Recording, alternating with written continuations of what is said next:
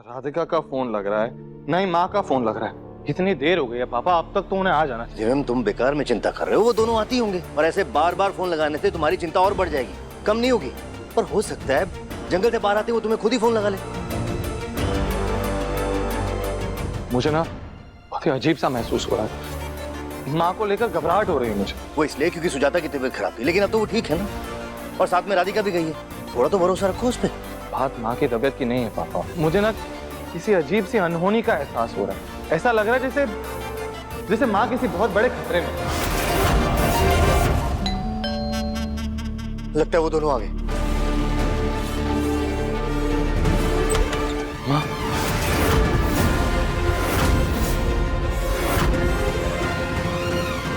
राधिका, माँ कहाँ है? माँ, माँ, माँ,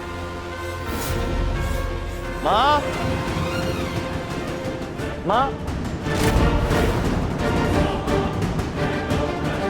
माँ तो यहाँ भी नहीं, तो फिर है कहाँ? क्या हुआ राधिका बेटा, तुम्हारा चेहरा क्यों उतरा हुआ है? क्या हुआ, कुछ बताओ, बोलो बेटा, क्या हुआ है? पापा जी, राधिका कहाँ है माँ? कहीं नजर नहीं आ रही, मैंने बाहर सब जगह ढूंढा उन्हें। बोलो राधिका, माँ कहाँ पे है? देखो राधिका, मुझे माँ की बहुत फिक्र हो रही है, मेरा मन बहुत बेचैन हो रहा है, प्लीज मुझे बताओ कहाँ है माँ? राधिका बोलो, खड़ी खड़ी सुन क्या रही हो, बोलो।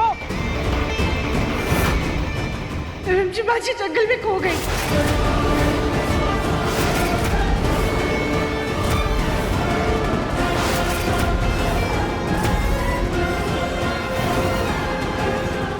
खो गए मतलब क्या? क्या कह रही हो तुम राधिका? जब माफ कर दीजिए, आपने जंगल में सब जगह ढूंढा पर माँ जी हमें कहीं नहीं मिली।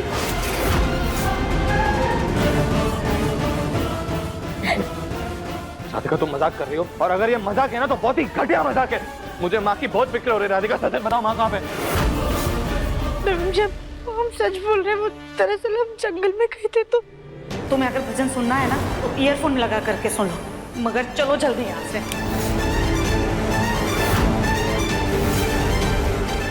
माँ जी हमें ना पेड़ नजर आ रहा है, बस पहुँचने वाले हैं। माँ जी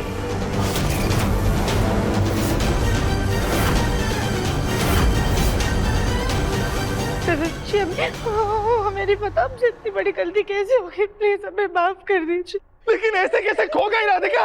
वो कोई शरीर पे पहनने वाला गहना या थाली पे रखने वाली चीज नहीं है, एक जीती जागती इंसान है, माँ है वो मेरी। ऐसे कैसे तुमने उनकी जिम्मेदारी उठाई थी ना पापा, लेकिन देखिए ना कैसी बातें कर रही है ये। कोई जीता जाता इंसान ऐसे कैसे खो सकता है? तुम्हारे साथ चल रही थी ना वो। मुझे हमारा यकीन की, जब सच बोल रहे माँ जी हमें कहीं नहीं मिली, हमने सब जगह ढूंढ लिया। लेकिन राधिका तुमने कुछ तो देखा होगा ना, क्या ऐसे जीता जागता इंसान हवा में गायब? पापा कहीं ऐसा तो नहीं कि वो जादूगर उस जंगल में था और उसने माँ को गायब कर दिया? नहीं नहीं ऐसा नहीं, वो तो वो क्या वो राधिका? क्या छुपा रहे हो तुम, बताओ क्या वो? हम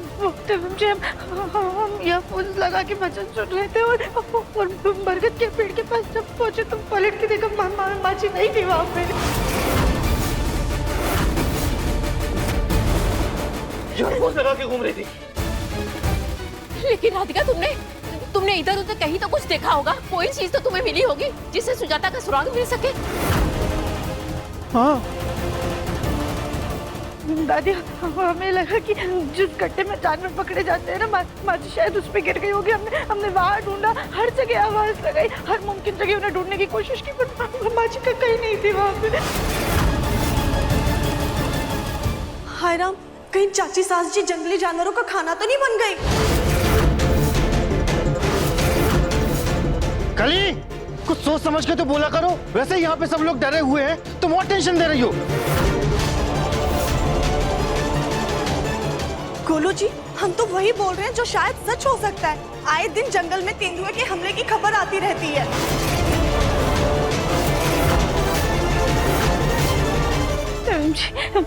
प्लीज हमें माफ कर दीजिए।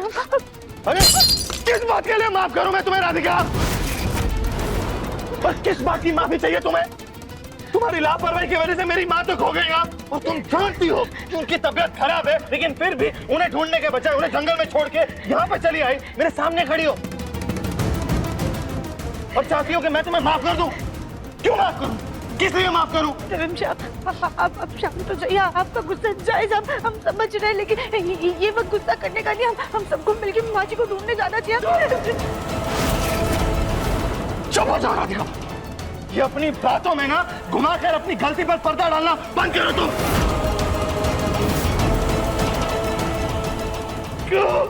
मैं अपनी माँ को एक बार खो चुका हूँ, मैं उन्हें वापस नहीं खो सकता।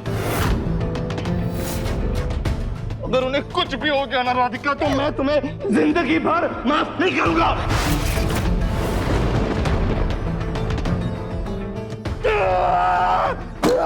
मेरी गलती थी, तुम पर भरोसा ही नहीं किया, बात में जाना चाहिए था।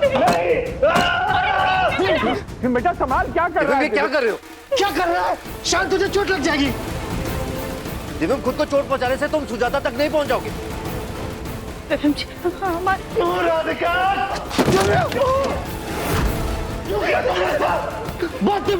बस कर, गुस्सा करने से कुछ नहीं होगा। पहले हमें चाची को ढूंढना है।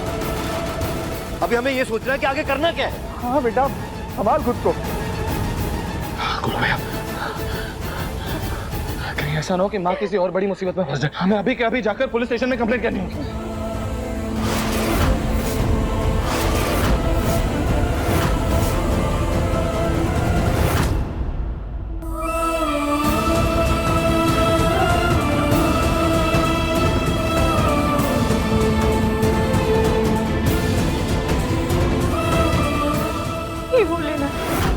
क्या हो गया? उनसे इतनी बड़ी भूल कैसे हो गई? हमारी वजह से माँ जी की जान पर बनाई।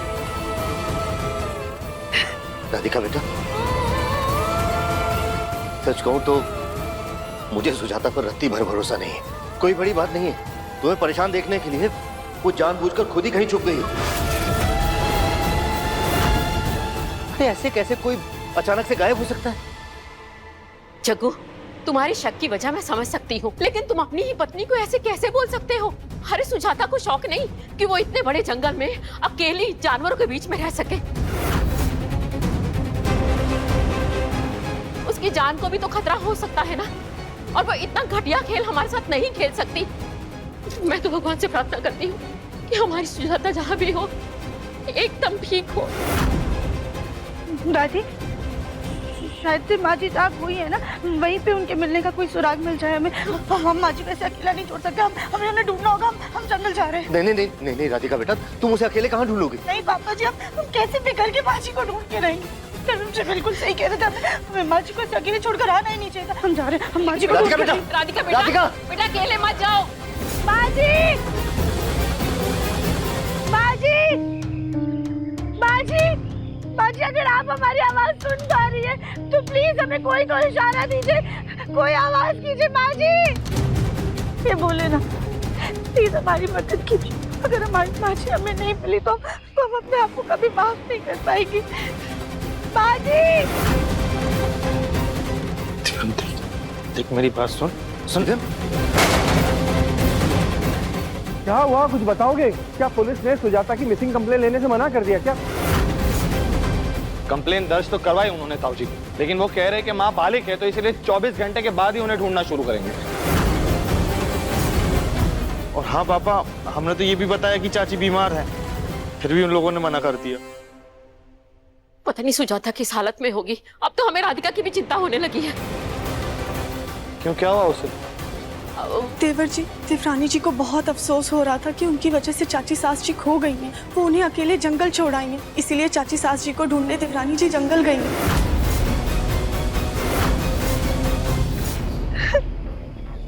माँ जी, जब हम जंगल में जा रहे थे तब तो ये गड्ढा नहीं था, बाद में हमें नजर आया था। हो सकता है माँ जी इसी गड्ढे के अंदर गिरी हो। हम आसपास देखते हैं।